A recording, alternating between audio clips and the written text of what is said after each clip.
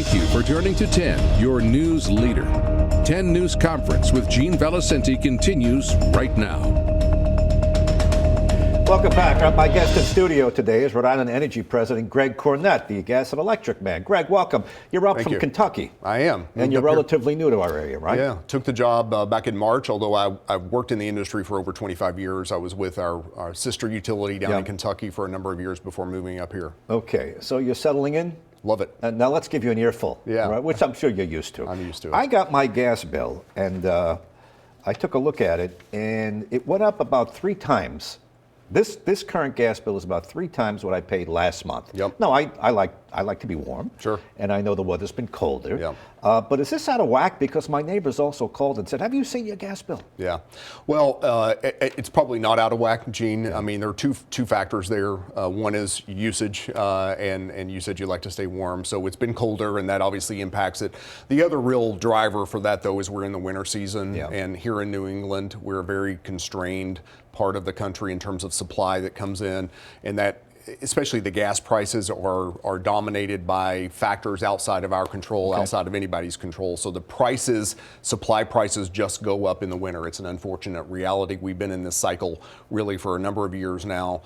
We do everything we can to try to fight against it, but at the end of the day, that supply component gets passed on to our customers dollar for dollar. There's no profit that we make on that. Whatever we can buy it for is what you get charged at home. The actual product, the gas itself, comes out of the ground far, far away. Right. You don't make any money selling that to me. You make money delivering it to me. Correct. That's correct. Okay. So and just looking at my bill, let's just say simply, I bought $3 worth of gas, $3.79 worth of gas, but it cost me $6.11 to get it here. Does that make sense? I'm not in your industry, but say, wow, it cost twice as much to deliver it than it did to act for the actual commodity that you make no money on. Right.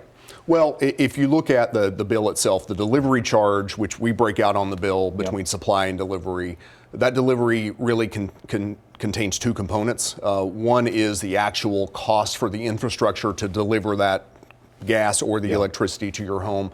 The other are certain taxes and other things that we're required to put on that bill that get wrapped into that delivery charge. So of that, if you want to use the $6 factor, really only about 45 to 50% of that is actual delivery. The other part is what we call public policy costs, so taxes and other components that get put into the bill that we're required to pass along. I mean, I'm just using $3 worth of gas. It cost me $6 to get it. It was much more than that. I'm just trying to keep the conversation simpler. But that was the ratio. Yeah. For every $3 worth of gas I bought, which you say that, hey, we don't make any money on that. That's right. I make money when I deliver it to you. It was almost twice that to get it to me, and you're saying that's a fact of life living here in the Northeast? It is a component of the constraints that we have in our system here. Yeah, it's in our delivery charges. If you look at what they are in other states, it's entirely consistent. In fact, ours in Rhode Island tends to be a little less than what you would see in Massachusetts or Connecticut in most periods of the year. And to get for the amount you charge, that's all approved by regulators. That's right. State regulators. You have to go and make your case and say, this is what I need to stay afloat. Absolutely. We are, it's open book for us. Everything is completely transparent. We have to go in front of regulators. We go in front of them yearly for our infrastructure plan so that they are looking at everything with a fine-tooth comb, and everything is approved, and then not only is it approved in advance, but they look at it after the fact, and if they need to make adjustments, if they think that we've miscalculated something or something needs to be changed, that gets changed. So, and you looked at my bill, and it is what it is. It is what it is. I'm going to tell my wife that. Oh, the boss looked at it. Right. It is what it is. We got to write the check. It's due. Oh, it's due by the 22nd. Yeah, so you got a little bit of time. You'll get it in time. Okay, all right. I appreciate it. But, you know, I do a radio show, and every week we do Ask the DOT, and every week somebody calls in complaining about a street that you dug up. And if it's not the gas and electric, it's the water company. Kent County Water gets an earful, and they say, you don't put it back together. nice enough Yeah. that you slop it over, it's a mess, and sometimes the street has just been paved and it's a mess. You're aware of these calls. You say you listen to my radio show. Sure. So go ahead. I understand the DOT director is also giving you an earful over this. Yeah, we work very closely with DOT and with local, local officials, because some of these are secondary streets. They're not necessarily DOT streets. We understand it's an inconvenience when we have to open up a street. We try to avoid doing that as much as we can, but there are leaks sometimes that we have to get to. We have new customer hookups that we're required to do. We have upgrades that we're required to do. So there are sort of two factors there, Gene. We initially will do a rough pave, oftentimes right after the work is done, and then we'll come back in and do a more finished pave. We are in most instances required to do what's called curb to curb paving, so that we pave that entire section of the road. We just don't do that one little strip down the middle. So, we try to work very, very closely with the officials to make sure that we're doing as good a job as possible. We don't do the paving ourselves. We use contractors that are paving contractors.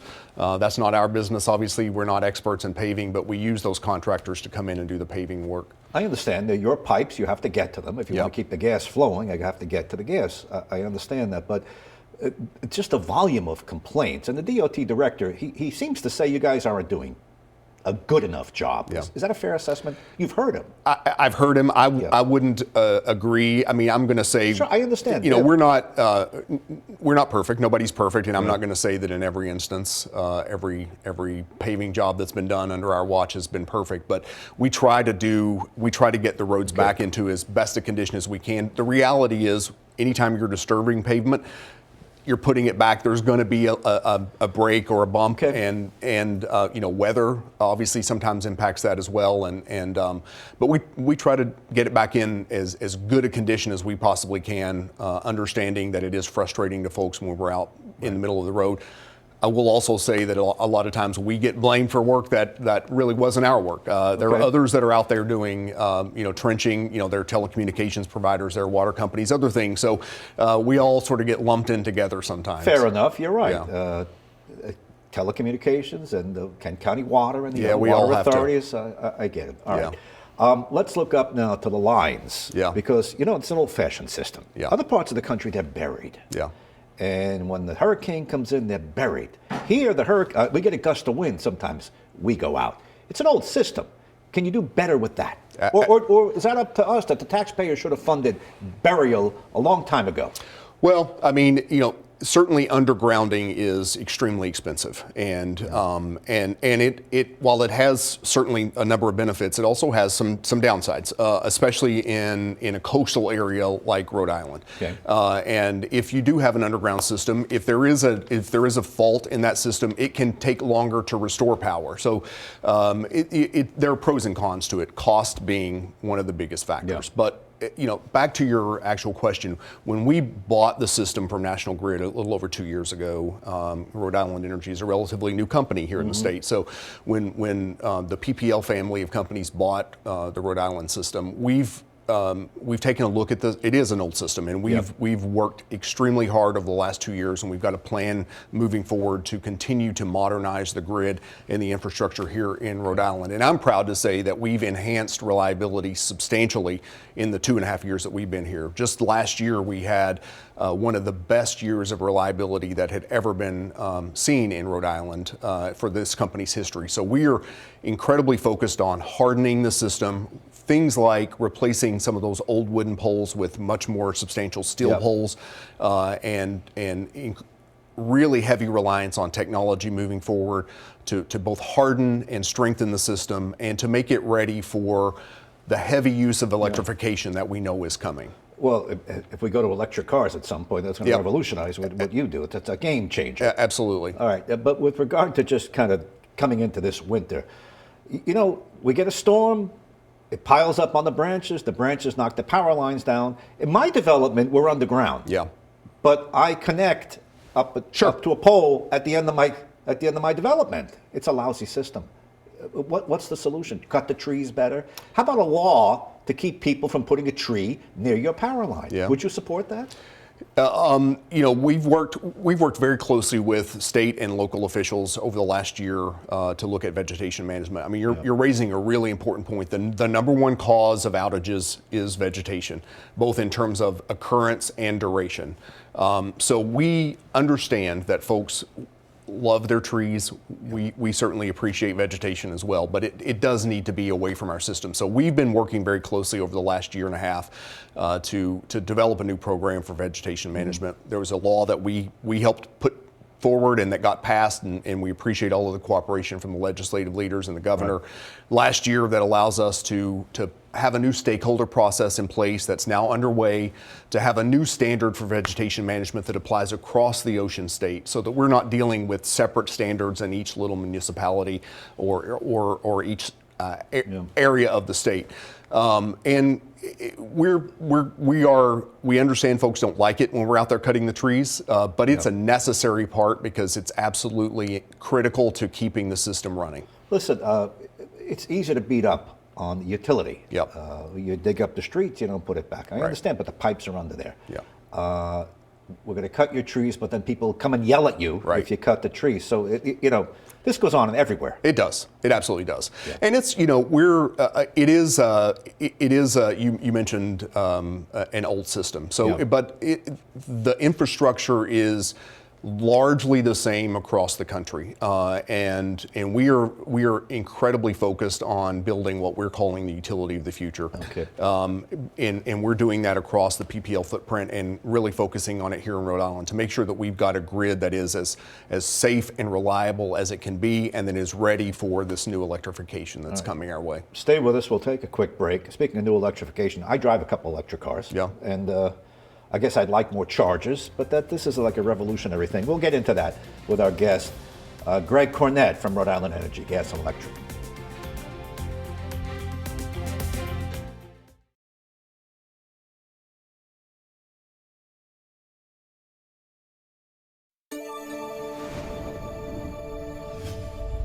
Welcome back. The boss from Rhode Island Energy is with us, Greg Cornett. Who would have thought the gas and electric guy would be so interesting? But I don't know about that. It touches on so many things. You're swapping out the meters one by one. Yep. That's a lengthy project. You need to do this? It is. Yes. So we're two things are going on there. One, we're approaching the useful life of most of the meters that we have here in the state, and we're also rolling out advanced meter functionality, which will provide a lot of information for both the customer and for the utility.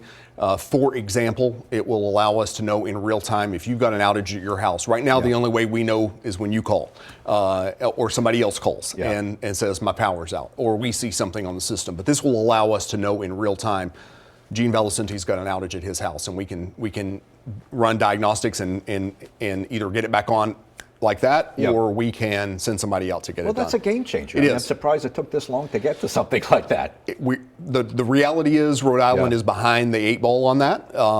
Most states in the country already have this program, and so when we came on board, we realized that was something that needed to happen here, and we, back to your point earlier, we went in front of the Public Utilities Commission, put forward a plan, and they approved it to allow us to start that work. So we're in the early stages of doing that. The first meters will be set in the May timeframe of this year, and that'll roll through next year. Well, it's the older part of the country. It is. It's not Arizona. That's right. It's not the newer part of the country. Do things differently. We're also way behind the 8 ball. You and I talked about the trees, the whole grid. Yeah. You're in a rebuilding process. We are. I mean,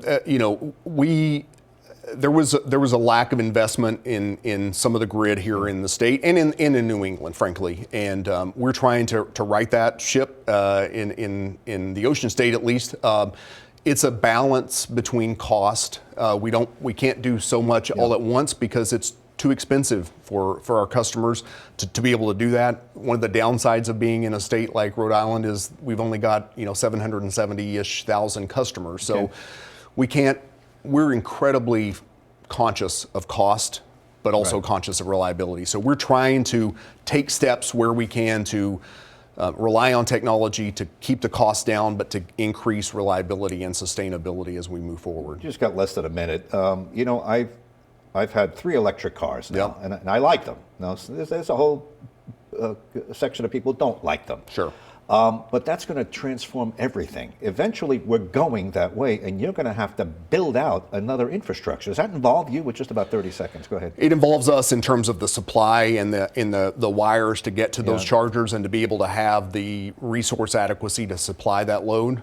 As we look at customers moving off of delivered fuels and maybe even natural gas in the future, the more they're relying upon electricity, the more we have to make sure that that grid is ready to supply that power. All right. Well, listen, that's the future. Right now, we want to get the asphalt dropped and the trees cut and the gas keep going at a reasonable price. Yeah. Hey, thanks for coming in. Greg Cornett from Rhode Island Energy. Appreciate it. Welcome to Rhode Island. Thank you very much. Appreciate it. That's 10 News Conference, your longest running and #1 political show in Southern New England. Reminder, watch all of our interviews on turn10.com. See you on the news next week and on the radio, too. All right. All right. Don't run away.